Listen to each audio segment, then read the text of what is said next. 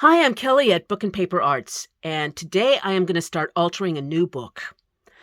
It's high time. I love book altering so much. There is something magical, some kind of alchemy that comes from taking an old, unwanted book and then adding completely unrelated elements of paper and other ephemera and turning them into something completely different. However, before you can get to that point, you have to prepare your book. And I'm not going to lie, it can be tedious. So today I'm going to talk about the best way that I know to prepare a book for altering and hopefully shorten the learning curve and get you up and making. First, I'm going to talk about where to find books to alter. Then, what is the best kind of book that will respond to altering techniques? Some work better than others. Then I'm going to talk about how to remove pages, then how to glue them into sections. If you like altered books, journal arts, vintage books, paper, and other ephemera, please subscribe to my YouTube channel and be sure and turn on those notifications, and you will have more of them in your life. Now let's go prepare a book. Where can you find old books to alter? Pretty much anywhere you're doing your secondhand shopping. I'm very lucky. I have a used bookstore in town that has a cheap wall where all the books are like $1.25 or cheaper. That's where I got this one. And I've already started preparing this one to be altered because I couldn't just leave that there. But if you don't have a secondhand bookstore in your community, you can also try thrift stores, charity shops, rummage sales. If you're in the States, you can look at yard sales. Libraries often have book sales. And flea markets or car boot sales. Any place you're doing your secondhand shopping, you're probably going to find books. Now, the trick is to start looking before you need a book. Because let's say you decide on any given Wednesday that you want to alter a book. Well, you might be able to go to the thrift store and find one in 20 minutes. Or it might take several days or a couple of weeks to find one that's a good candidate for altering. So what I do is anytime I'm in a thrift store or a flea market, I've got my eyes open for the right kind of book, an apt candidate. And then slowly but surely, I will find 1, 2, 3 books, and I bring them and I put them in my stash. And that way, whenever I am ready to alter a book today, I already have a couple that I can choose from. So start looking before you need one. What book makes an apt candidate for altering? Out of all the aspects of book altering that I teach, this is the hardest one to get across. And that's because every book is different and it's an imperfect skill. I've been doing this for many years and sometimes I still get it wrong. And even after this tutorial, you're going to have to rely on trial and error. Although, as I said, I think this will shorten the learning curve. The first thing that I would recommend is that you choose a thin book in the first place. Now, this is a book that I altered last year, and you could see it's quite narrow in the spine. There's a couple of reasons for this.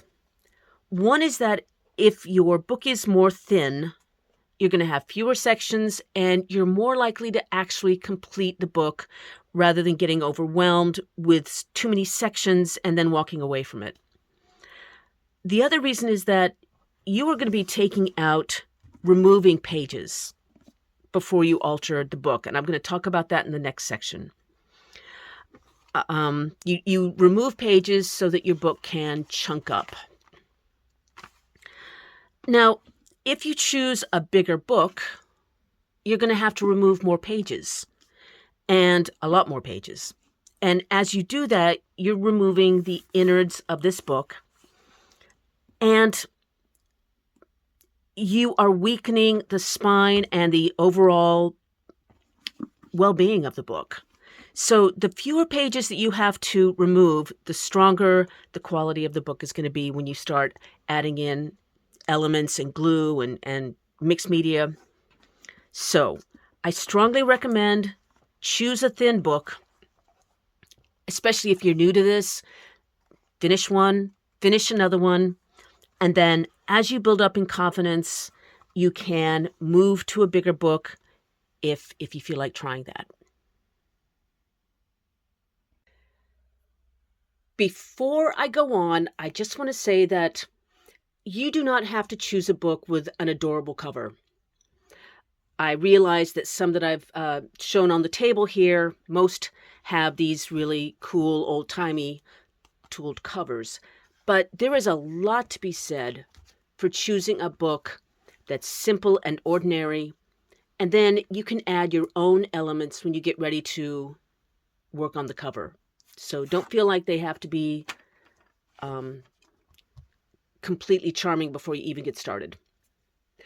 What you do need to know as you get started is that you want to look for a book that has a sewn binding as opposed to a glued binding. And this is what I mean by that. This book has a glued binding. This section of papers is called a block, and then the block is inserted up against this wall of glue, and then the cover is pulled around. That is not going to allow you to remove pages, and it is never, ever going to lie flat. So that's not going to work. Instead, you want a book with signatures that are sewn into a binding. A signature is when you take a bunch of papers and you fold them in half and put them up next to each other, and then you have a section of your book. So that's one signature. Here's another signature. Okay, if I was making a book, I would be putting those in to the cover and then sewing them here on the spine and putting that into the cover. So these are signatures. And what you're looking for in a book to alter is a book that has sewn signatures. Let's go down. Okay. Now you can actually almost see the signatures in this book. That each section, you see that here and here and here and here and here, they are individual sections that are already wanting to fall open there. The best way to find them is to go through the book until you find the center of each signature. And you can even see this has threads here and here and here where it has been sewn. So this is the center of a signature. And now we're going to talk about what you're going to do with those. Finally, there's something that is very important that you need to know when choosing a book. And it's extremely hard to teach and explain, so I'm just going to go through a few books and talk about which ones seem to make good candidates and why, and which ones are probably a waste of your time. Now, this one I like. It's kind of ordinary, but it's nice and thin. And when I just open it up and let it fall open, it's wanting to lie flat, which suggests to me, although you can never be sure, but it really hedges my bets that when I've glued these pages into sections, they're going to make nice flat places for me to work and play on. As opposed to, say, this book, which has a beautiful cover, so it's a great pity that, you see, these pages are not lying flat and flush. And maybe if you just have one ding like that, you can work with it. I have. But see, look at that. That's not wanting to lie flat. Even here, where you would expect it to, it's just buckling. And there's another ledge here. So even though this is such a beautiful cover, I'm not even going to try with this one. This also did the same thing. I just picked it up at the inexpensive section of the bookstore, and it still isn't going to work. Even though it does have sewn signatures, it just doesn't.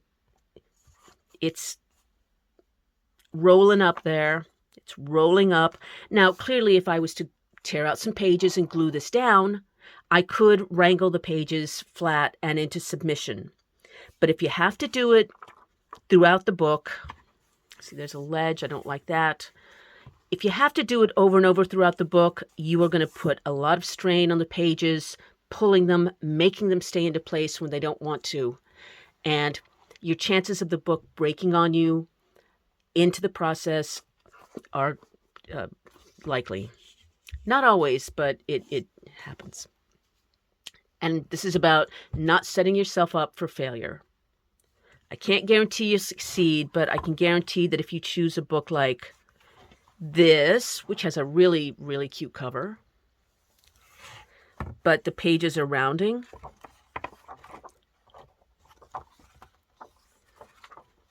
and I don't think any amount of gluing is going to make these easy to work with.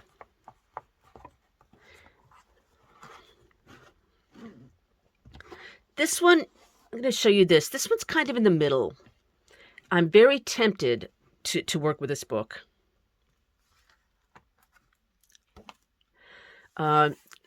It's got some split here on the spine. That's not necessarily a deal breaker. If every other aspect of the book is strong and sound, then you can mend that by gluing those pages together and then making either side your section. See, that is wanting to lie flat. It's a good size. I like this size a lot.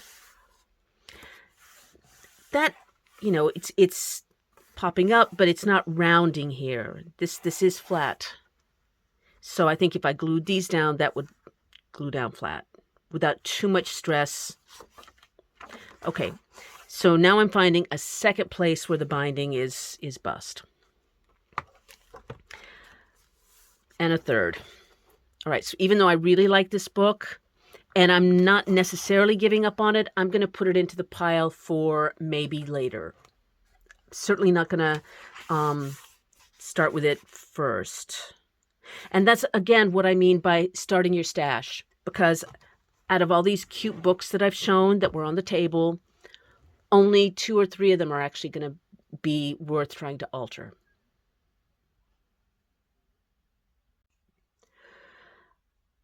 After you've found your apt candidate, your book for altering, you want to remove a few of the pages.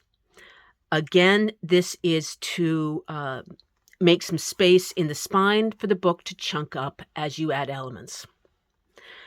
The best way to find your signature that I know of is to just go through the book until you find it. And you'll know because you'll see some threads. Now, sometimes if a book is tightly sewn, it's going to be hard to see those threads. So another way to make sure that you're actually in the center of a signature, it can be hard to tell sometimes, is when you lift it, you can see this is one piece of paper because that's the center of the signature where that piece was folded. So now I can just take that out and then go and look for the next signature, center of the next signature, which is here. There's the threads. It's pulling up as one page. It's a little hard to explain sometimes how many pages you should be removing as you go. One of the things that makes this preparing books a little tedious is I prefer to take out fewer, go through the entire book, and then see if I need to go back and remove more. So that takes longer than if you just tear out 2 or 3 or 4 in one go. This is a thicker book, so I probably should be removing 2 pages from a signature at a time. But I'm not going to go any bigger than that. The trick is, as you're removing pages, I'm putting this here so that if I do need to remove a 3rd page from the signature, I know where it is and don't have to look for it again. So the trick to knowing how many is right for the book that you're working in is listen to your book.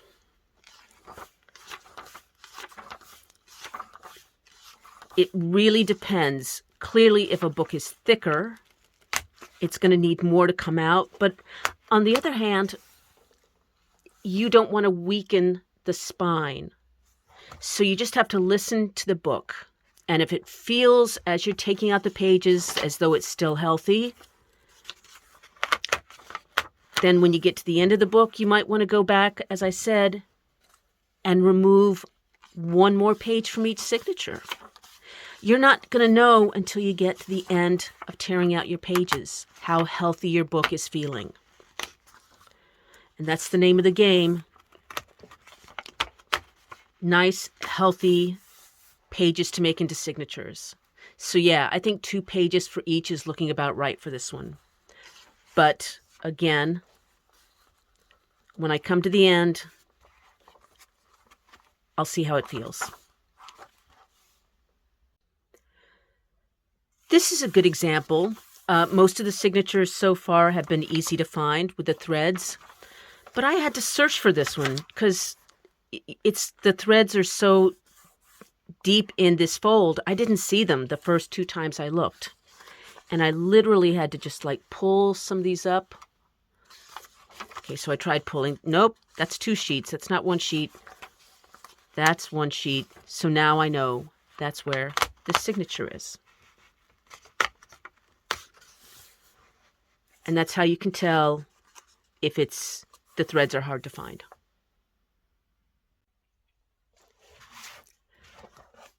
Now I have finished. I took 2 pages out of every signature, and the book is thinner. It's got room to grow and chunk up. But it also still feels very sound and structurally healthy, which is so important. I think if I had taken out a 3rd page at each signature, this would not be a sound structure. See, it's nice. It's still pretty tight. It's not too wobbly. That's important. Tear out 1, 2 pages to start. You can always go back and tear out a 3rd or 4th page if that makes your book feel right. For goodness sake, don't throw the pages away. See my last video, my favorite cheap and free art supplies. Text was number 1.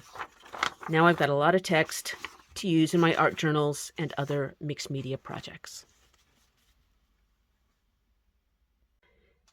Now it's time to start dividing your book up into sections. And these sections are going to become your pages. So I'm going to glue some pages together, and this is going to be my page, my substrate, my canvas. Now, how many of these sections you have in each book is going to depend on the width of the book and also your personal style. As I said, I like a book that I can start and finish. So I like to keep mine to 5, 6, 7 tops. I do not go beyond 7 sections. Okay, once I did 8, but I was sorry. But it depends on your style. You may want 30 sections. but today we're going to look at fewer than that. How many pages you put in each section depends on the heaviness of the paper. Now, this paper is solid medium. It's not too thin and delicate, but it's also not heavy. Now, this is a children's book, and here the paper is quite heavy between paper and a cardstock. So if I was going to be doing this book, I would probably use 4 pages to a section, and that's going to give me a nice sturdy thing to work on there. 5 tops. But this paper is thinner, and really the only way I know to tell you to do this is just start doing it and feel how the book feels. So there's 1, 2, 3, 4, 5, 6, 7. That's a nice, tidy, robust section, but not too big. If I was to go on and pull 8 or 9, it would start again to pull the pages across the spine in a way that eventually would weaken the book. So I'm going to go with about 7 pages per section. And as you can see, I've already marked that off. 2, 3, 4, 5, 6, 7. As I go through the book, I'm making sure that where the pages land, the seam is lying pretty flat.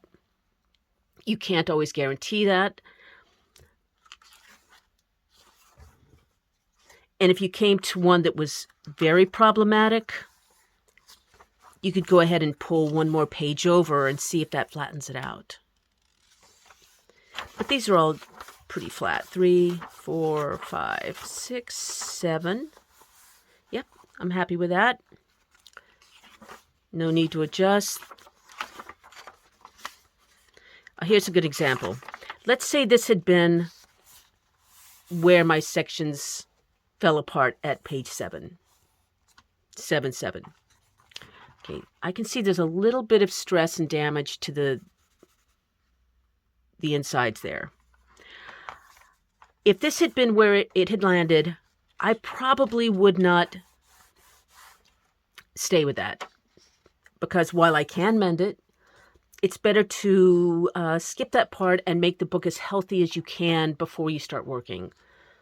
There'll be enough mending as and when. So I would probably cheat and make one section 6 pages so that I could pull either way a page over. And now that would be the center of my section. So maybe this is going to have 8 pages and this will have 6. But now I've got a nice, healthy layout, place for a layout. And as you get towards the end and you count your last pages, you may see that you need to adjust and go back through the book and make it 6 pages per section. It's tedious, but it's the best way to get a sound book to get started with. This one does have 5 sections, plus the beginning and the end pages if I want to work on those. That's enough book for me. When it is time to glue your pages, you are going to need some kind of non-stick paper. The one I'm using is called grease-proof paper here in the UK. It's similar to a cooking parchment. You can use wax paper or deli paper, but you need something that you can put between your book and the work surface and your pages and other pages so you don't glue the whole shebang together, and not in a good way. You're going to need an adhesive. I use acrylic gel medium. Now, you can also use a white craft glue, a PVA. You can use Mod Podge. Heck, you could even use a glue stick, but you'd have to use a lot of them. Technically, it would work, though. I really like this gel medium because it's more viscous and has less liquid in it. And that means that when you use it to glue your pages together, there's less of a chance of them wrinkling and buckling from too much moisture. That's no guarantee. It just makes it a little less likely. But use what you got. You're also going to need something to press against your pages as you glue to make sure your seal is nice and tight and even. I think this is a painter's spatula for stirring paint. I got it at the hardware store for about £1.50, and I use it all the time. You could also use, any kind of a heavy straight edge, or even the flat side of a butter knife. But you're going to need something to press your pages down. Finally, you're going to need something heavy for weighing your book down while it's drying, and we'll talk about that in a mo. I've put my nonstick paper down between the sections. So this is going to be one, and as I'm adding glue to the pages to get them into a section, I don't want to accidentally glue them to section number 2. I am using kids' brushes from the kids section of the craft store because when I'm working with glue, I do not want to mess up my fine art brushes. So get something you can play around with. The hardware store is also a good place to find brushes for crafts. Okay, you know what? This paper is old and it's quite thirsty. It's soaking up the glue and not in a good way. So what I've done is if your paper is very, very thirsty, I just dipped it in a little bit of water and brushed that water over the glue and paper. And now the glue is going to be nice and sticky rather than all soaked in to that page. All right, now I'm just going to make a nice tight seal with my stick thingy and move to the next page.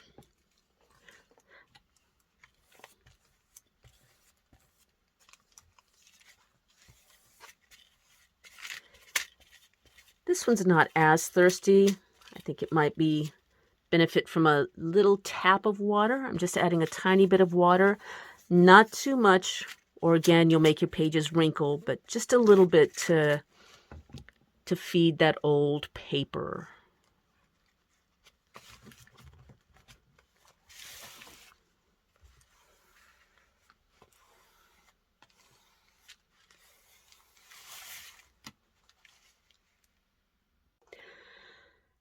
Now, look what happened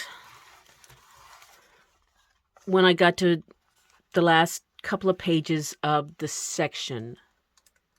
They did not pull over perfectly flush. And I tried pulling it like this, so that I'm getting a nice flat section here to work on. But it's just imperfect, and these pages aren't going to be flush. That's okay. Just make it look as tidy as you can, and then it's just part of the book. When you start adding your elements and altering your pages, that's just going to be an aspect of your layout. As you start getting more and more into the book, the middle of the book, you're going to need to help the pages along a little bit. Now, I could just fold this over and glue it down. But look, there's already a shelf forming. Now, like I said, that's inevitable in some pages. But I can help lessen that if I pull the back, the covers of the book up as I get these pages to meet. So now They're almost completely flush, not completely, but a lot closer than if I had just pulled the page down without moving it over with the cover and helping it out. So again, it's just a matter of listening to the book, the sections, the pages as you're working with them,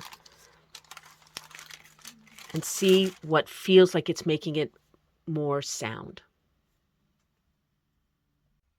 Now I have one section and two sections glued together. They're still pretty damp. I'm going to go ahead. I'm not going to glue the rest of the sections yet. You could take a chance and do that, but over and over, I have found it worth the time to just do one or maybe two sections at a time and then let them dry before moving on to your next, gluing your next section together. So I'm putting down some clean parchment paper because there may be some little residual bits of glue and you don't want to find out about them after your book is dry. Trust me. So what I'm going to do now is put the book under something very heavy indeed. I actually have a book press. That's ideal. But I often use just a stack of old dictionaries. And they're big. Or encyclopedias. So you can put this under a stack of heavy books. Maybe you've got a cinder block. I don't know, construction. You can also, I've heard some really resourceful things like cast iron or a roasting tin filled with bags of rice and beans. Something heavy and that will keep your pages pressed together. You don't want to crush the spine. I mean, it doesn't have to be a vise, but make sure it's nice and firm. And then leave this under the heavy stack of books or what you will for, I'm going to go with at least 4 hours. I prefer overnight. Again, if you want to take a chance, go ahead and glue the whole book, but otherwise, let the sections dry and do them a little bit at a time.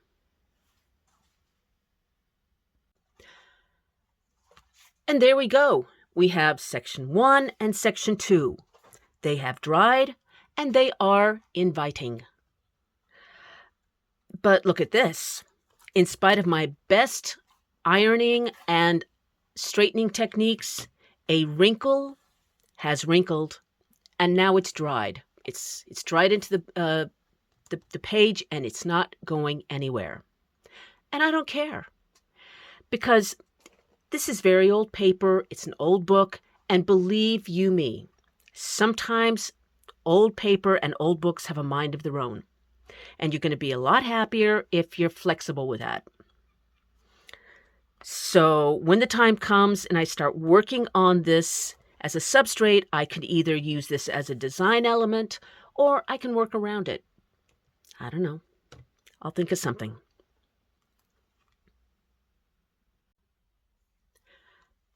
After this video, I'm going to start gluing down my next sections, and that will take 3 or 4 days. But you're good to go. You now know how to begin to prepare a book of your own for altering. If you have any feedback or any questions, please let me know in the comments below. Especially if you have any ideas of your own about preparing books, feel free to share that with us in the comments. Be sure and check out the text box below this video, and you will find links to previous altered book videos that you might find helpful. And you will find out what's happening here at Book and Paper Arts, including my online classes. Join me tomorrow. I've got that second part of the What's New in the Studio video. Until then, get up and go make something.